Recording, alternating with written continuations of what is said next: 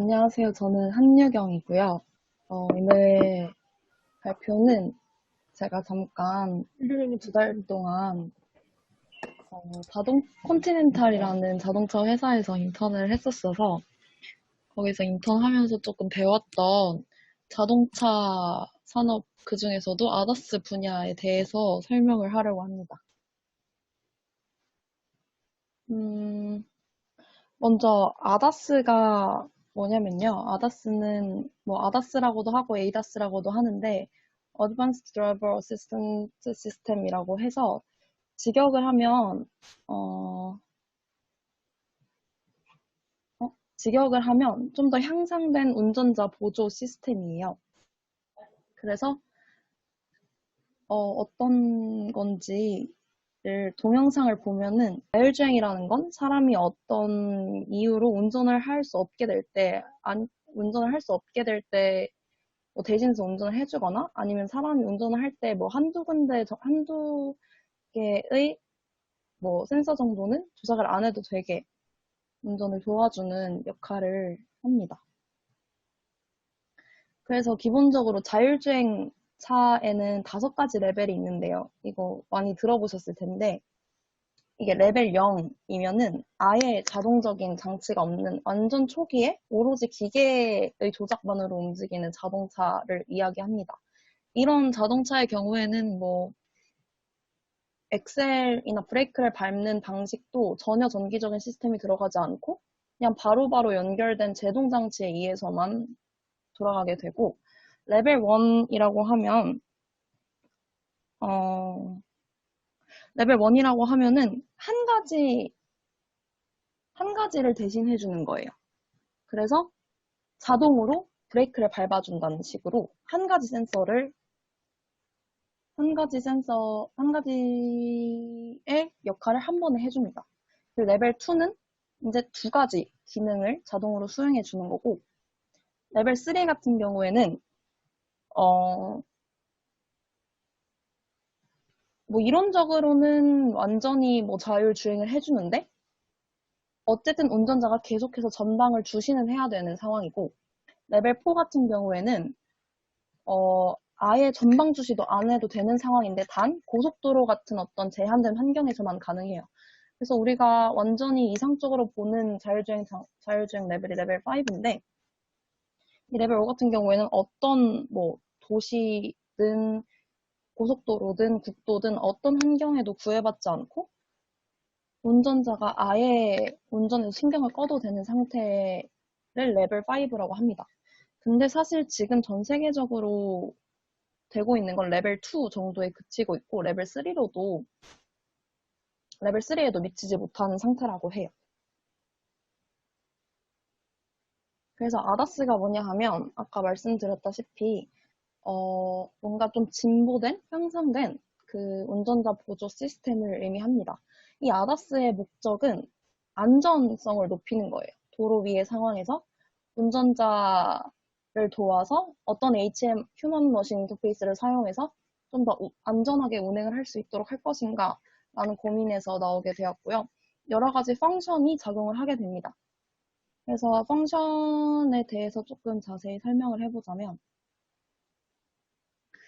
여기 이렇게 되게 많은 펑션들이 있어요. 펑션이라는 게 뭐냐면 어떤 역할을 하는지를 기준으로 나눈 거라고 생각을 하시면 되는데 자, 그중에서 제가 좀 다뤄보고 좀 중요하다고 생각하는 몇 가지만 추려봤습니다. 그래서 ABS라는 건 뭐냐 하면 이게 안티-락 브레이킹 시스템이라고 해서 브레이크 잠김을 방지하는 시스템이에요. 그래서 어느 순간에도, 그러니까 원래 브레이크라는 게 기계적으로 사람이 발로 브레이크를 밟으면 그 기계적 장치가 바퀴를 멈추는 게 아니라 어떤 전자적 제동에 의해서 사람이 얼마나 밟았는지를 감지를 해서 1초 동안 수천 번을 잡았다 풀었다를 반복한다고 해요. 그래서 이 전자제어 장치가 그 기존에 아주 옛날에 기계 장치와는 다르게 이제 브레이크를 잡고 푸는 거를 아주 빠르게 반복을 하는데 그래서 반복을 하는데 뭐 빗길이나 아주 급 커브를 할 때는 운전자가 제대로 브레이크를 밟지 못하거나 아니면은 어떤 노면의 환경 때문에 브레이크가 제대로 작동하지 못할 때도 이 ABS라는 시스템이 계속 브레이크를 잡을 수 있도록 타이어가 계속 구르면서도 방향을 잡거나 이게 제동력을 확보할 수 있도록 해주는 펑션입니다. 그리고 두 번째 ACC 또는 ASCC라고 하는 건요. Adaptive Cruise Control이라고 해서 그 앞차와의 거리랑 앞차의 거리랑 속도랑 뭐 그런 각도들을 계산을 해서 그걸 바탕으로 앞차와 적정 거리를 유지할 수 있게 해주는 펑션이에요. 그래서 제가 ACC, ASCC라고 써놓은 거는 똑같은 펑션을 가지고도 회사마다 자기들 마음대로 용어를 다르게 부르기 때문에 그렇습니다. 저는 ACC라고 썼었고 ASCC가 현대에 썼었나 아무튼 다른 회사에서는 ASCC라고 하고 좀 혼동해서 쓰기도 한데요.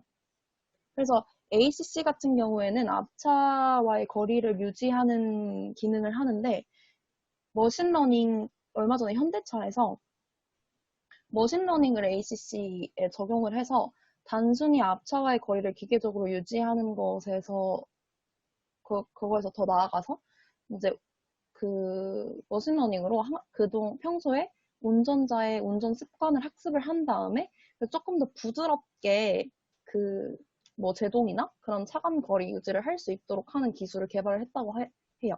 근데 이거는 제가 인턴할 때 과장님한테 이거 현대에서 이런 거 개발했다는데 알고 있으세요? 라고 말씀드리니까 알고는 있는데 이게 ACC라는 기술이 굳이 머신러닝까지 도입할 만큼 비싼 돈을 들이기에는 상용을 하기가 어려울 거라고 하셨습니다. 이게 AB라는 거는 AB라고도 하고 EBA라고도 하는데 이건 Automatic Emergency Brake. 이게 긴급 제동 시스템이에요. 그래서 앞에 레이더를 통해서 위급 상황이 발생을 하면 소리나 진동으로 운전자에게 경고를 하고 그리고 뭐 경고에도 운전자가 반응이 없으면 차가 알아서 브레이크를 작동시켜서 정지시키는 역할을 하기도 합니다. 이게 제일 광고에 많이 나오는 펑션이에요. 가시적으로 보여주기 좋기 때문에. 그리고 BSW, BSD 이거는 Blind Spot Warning이라고 해서 그냥 사각지대를 탐지해주는 그런 펑션입니다.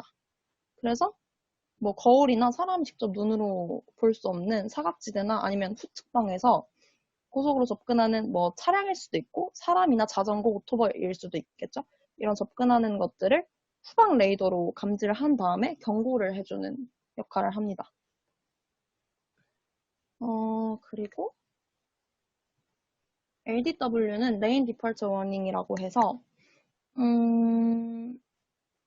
얘는 제 말 그대로 뭔가 레인을 차가 벗어나면 워닝을 해주는 거예요. 그리고 다시 이제 뭔가 다시 원래의 차선으로 복귀할 수 있게끔 도와주는 역할을 하는 펑션이고 거기서 더 나아가면 LKAS라고 사실 비슷한 역할을 하는 건데 얘는 레인 키핑 어시스트 시스템이라고 해서 얘는 아예 직접적으로 자동차가 알아서 그 핸들을 돌려가지고 원래의 차선으로 들어갈 수 있도록 직접적으로 조작을 해줍니다. 그리고 뭐 이거 외에도 펑션들이 정말 많고 뭐 사람들이 보통 생각하는 자동 주차나 아니면은 뭐 나이트 비전이라던가 정말 많은 기능들을 도와주는 펑션들이 많이 있습니다.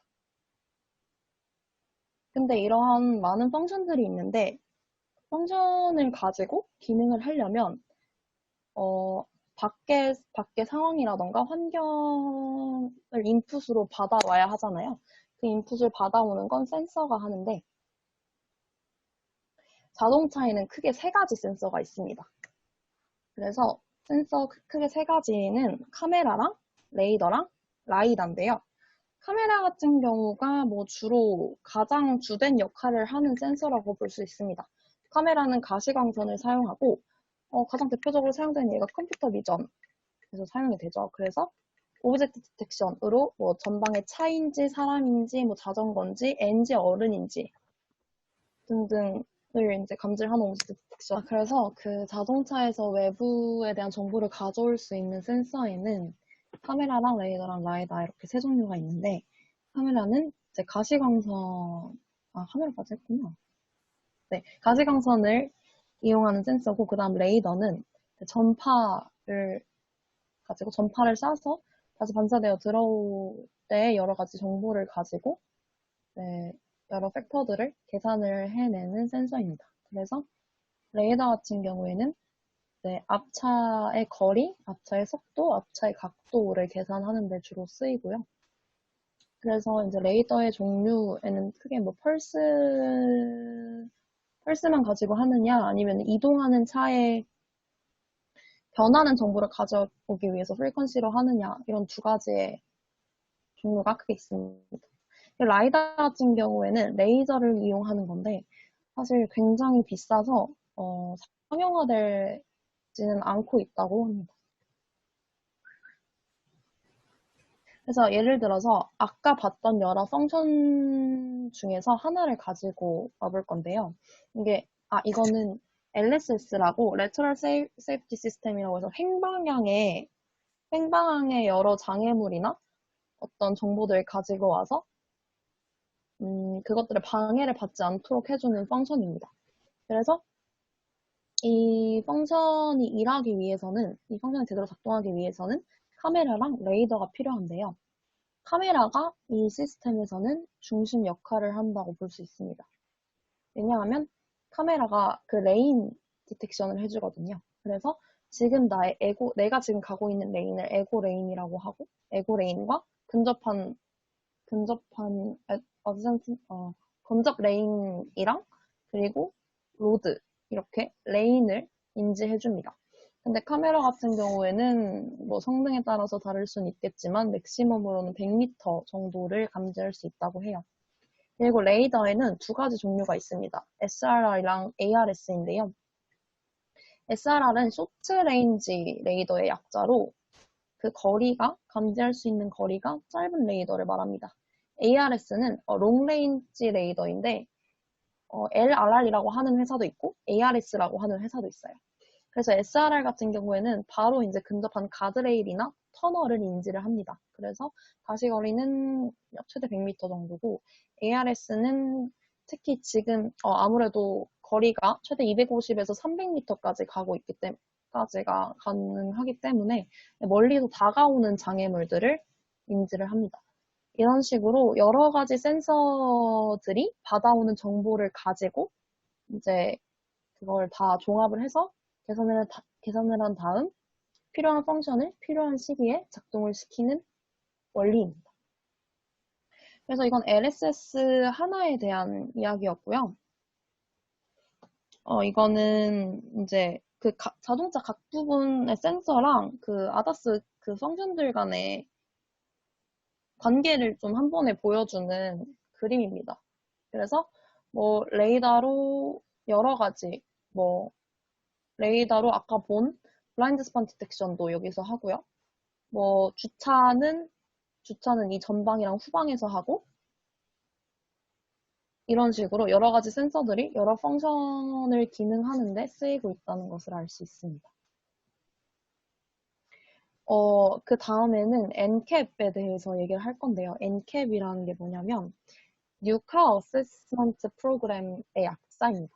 그런데 NCAP이라는 거는 간단히 얘기하면 차 안전도 평가 프로토콜이라고 할 수가 있습니다. 그래서 차를 결국에는 팔아야 하잖아요. 차를 파는데 차를 사는 데 있어서 사람들이 중요하게 생각하는 것 중 하나는 안전이죠.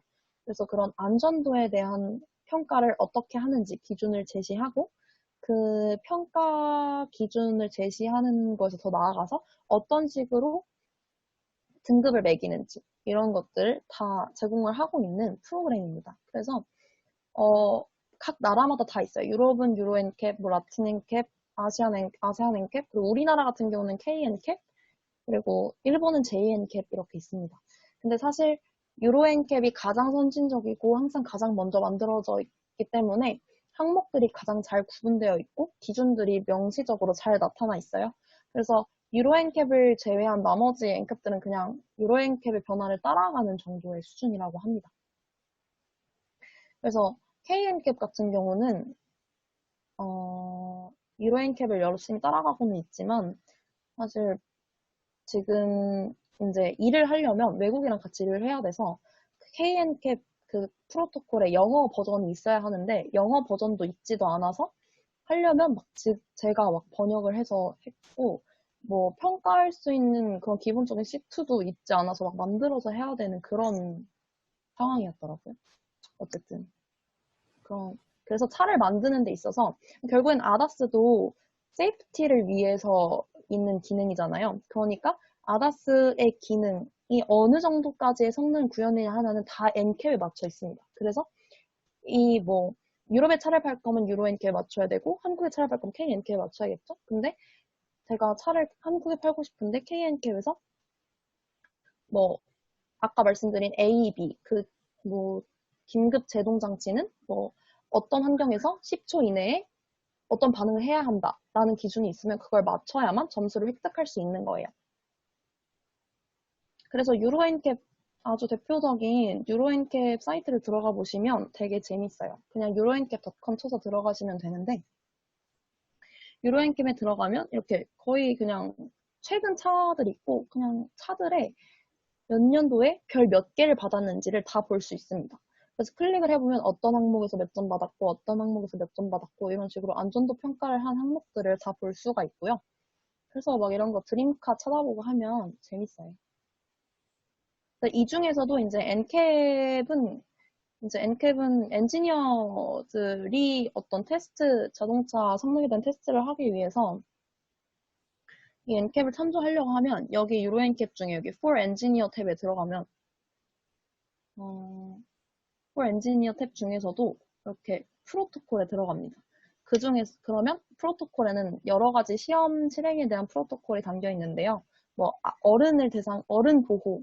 어른 보호 그리고 아이 보호 그리고 이 BRU라고 하는 거는 그 보행자예요. 그래서 보행자 보호 그 중에서도 세이프티 어시스트 그러니까 아다스는 이 세이프티 어시스트에 들어가는 세이프티 어시스트 프로토콜을 만족하기 위해서 있는 기능인 거죠. 그래서 이 세이프티 어시스트에 들어가면 평가 프로토콜이 있고 뭐 테스트 프로토콜이 있는데 이 중에서도 AEB 프로토콜이랑 LSS 프로토콜이 보입니다. 아까 제가 말씀드린 AEB는 긴급 그 자동 제어 장치고 LSS는 그 레인을 맞춰주는 그런 시스템이었죠. 그러니까 이런 펑션들이 어떻게 기능을 해야 되고 어떤 환경에서 테스트가 되어야 하며 어떤 방식으로 점수를 부여받아야 하는지를 다 제시하고 있습니다. 이거는 제가 그래서 들어가시면 다 그 프로토콜 전문을 보실 수가 있는데요. 이게 너무 길어서 그냥 이건 제가 그냥 요약해 본 건데 그냥 이렇게 옛날에 제가 요약했던 걸 가지고 온 건데요. 그래서 뭐 이런 기본적인 용어 정의는 어떻게 하는지 그리고 기본적으로 어떻게 위치나 이런 좌표를 설정을 하는지 그리고 테스트 컨디션은 어떻게 해야 되는지 여기 보면 뭐 트랙은 어때야 되고 교통 상태는 어때야 되고 날씨는 어때야 되고 밤에 테스트할 때는 어때야 되는지 이런 사소한 아주 사소한 조건들을 다 정의를 해놓고 있습니다. 그리고 어떤 유형에 따라서 어떤 식으로 테스트가 이루어져야 하는지 그 유형별로 다 제시를 해놓고 있어요. 그러면 엔지니어들은 기본적으로 이런 엔캡 정도는 엔캡 전체 프로토콜이 다 머릿속에 들어있다고 하더라고요.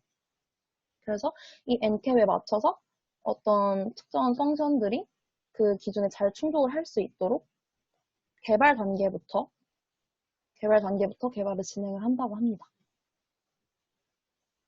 그래서 이제 네, 이게 유로엔캡에 대한 설명이었고요. 그 다음으로는 이제 조금 저희 그 머신러닝이랑 딥러닝 쪽이랑 조금 연관 있는 얘기를 해보고 싶어서 이제 이 레인 디텍션에 대해서 얘기를 하려고 하는데요. 레인 디텍션이라는 거는 아까 말씀드린 것처럼 차선을 인식하는 걸 말합니다. 그래서 레인 디텍션은 아주 많은 펑션들에 쓰이겠죠. 뭐 앞차와의 거리를 유지하는데도 레인을 인식하는 게 필요하고 뭐 급제동을 하는데도 레인을 인식하는 게 필요하고 여러 기능에 필요한 레인 디텍션이라는 것을 어떻게 기능하도록 하는지에 대해서 설명하도록 하겠습니다. 그래서 레인 디텍션 일단 레인 디텍션의 대상은 세 가지입니다. 에고 레인은 제가 그 자기 차가 테스트 차량이 가고 있는 레인을 에고 레인이라고 하고요. 어저센트 레인은 그 양 옆에 인접한 레인 그리고 로드 엣지 차가 갈 수 없는 아예 그냥 길 자체의 엣지도 디텍션의 대상입니다. 그래서 이런 LD는 아까 말씀드린 펑션 중에서 레인 키핑 어시스턴스나 LDW가 뭐지? 레인 디파처 워닝이었나? 이런 여러 펑션에 쓰이는 정보겠죠. 그래서 이런 펑션, 그래서 LD로 디텍션한 결과를 바탕으로 LK나 LDW 같은 펑션을 써서 이게 뭐 직접 이렇게 스티어링 조정하는 거를 뭐 핸들을 가지고 조정을 하거나 아니면 HMI 가지고 다른 식으로 경고를 주거나 하는 식에 쓰이게 됩니다. 이제 LD 레인 디텍션을 할 때 개발을 하고 테스트까지의 단계를 거치는데 아주 간단하게 정리를 해봤습니다. 그래서 개발 단계에서는 개발 단계에서 레인 디텍션이라는 결과를 얻기 위해서는 총 두 가지, 뭐 크게 얘기해서 두 가지로 나눌 수가 있는데요.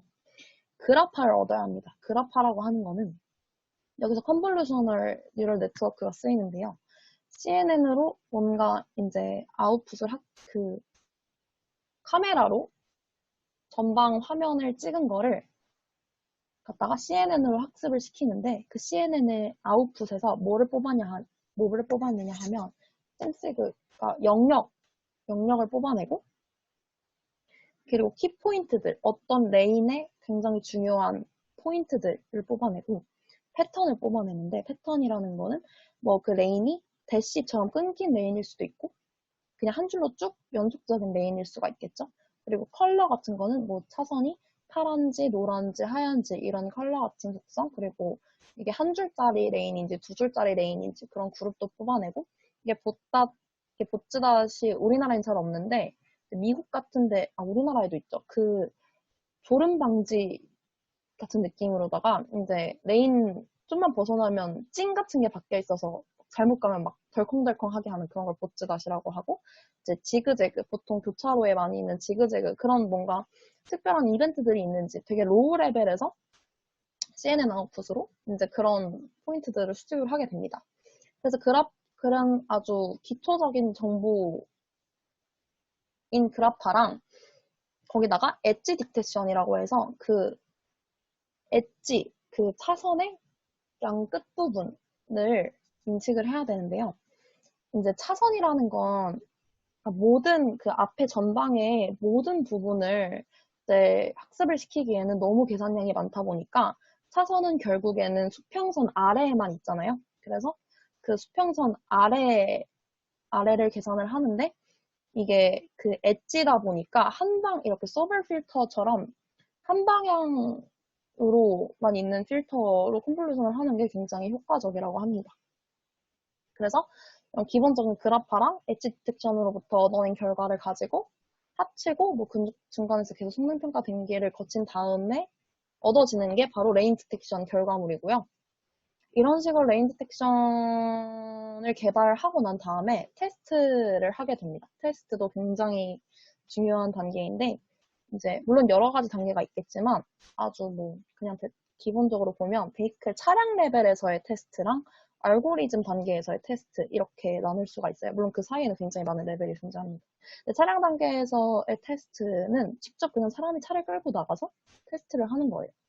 그래서 차를 끌고 나가서 이 차의 카메라가 레인 디텍션을 얼마나 잘하는지를 평가를 할 때, 뭐, 차로는 나가서 데이터를 수집하겠죠? 녹화를 하고, 그리고 뭐, 그 녹화한 걸 얼마나 잘 인식을 했는지를 평가를 합니다. 근데 이러한 테스트는 퍼블릭 로드, 그러니까 그냥 일반 도로에서도 진행을 해야 되고요. 그냥 고속도로나 뭐 국도나 이런 일반적인 로드에서도 진행을 해야 되고, 그리고 프로빙 그라운드라고 어떤 아까 NCAP에서 지정한 것처럼 일정한 규격을 갖춘 그런 검사 지역에서도 테스트를 둘 다 진행을 해야 됩니다. 그리고 알고리즘 테스트는 알고리즘 레벨, 굉장히 로우 레벨에서 진행하는 테스트인데, 뭐 알고리즘 단계에서 이거는 밖에서 하는 게 아니라 보통 회사 내 랩실이나 이런 데서 진행을 하겠죠? 사실, 네, 그렇습니다. 그래서 감사합니다.